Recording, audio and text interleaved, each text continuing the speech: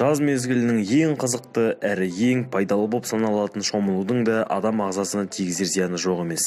Әсіресе адам көп жиналатын жабық ағынсыз суларда шомылу денсаулығыңызға үлкен бір қауіп төндіруі мүмкін. Өзенге келгенде ең бірінші назар аудару керек жайт өзен суының түсі мен иісі.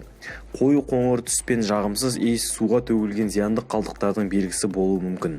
Және де жақын маңайда зауыт фабрикалардың болуы да суға шомылушыларды кейін шегіндіру қажет.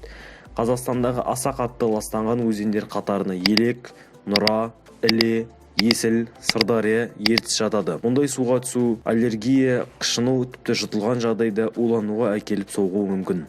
Келесі критерий су маңындағы құстардың көптігі. Қаз, үйрек, қасқалдақ сияқты су құстарының қоректенетін негізгі жемі. Балық пен ұлулар, микроағзалар көп жерде жүретіні мәлім. Ал ол микроағзалар әртүрлі ішек асқазан жолдар ауруларының қоздырғышы болуы әбден мүмкін. Одан басқа тоспа ұлулар бауыр сорғыш және тағы да басқа жалпақ құрттардың аралық иесі болып табылады.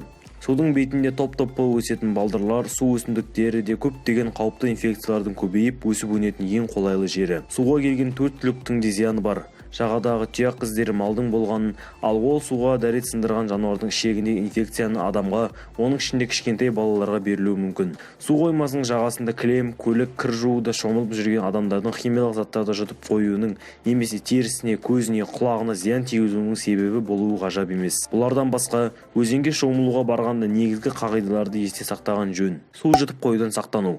Аталған қауіптерді біле тұра су жұту жақсы іс болмас. Ашық жарамен суға түспеу немесе жараны судан қорғау. Ашық жараға сумен түсу мүмкін инфекциялар сізге жақсы болмайды.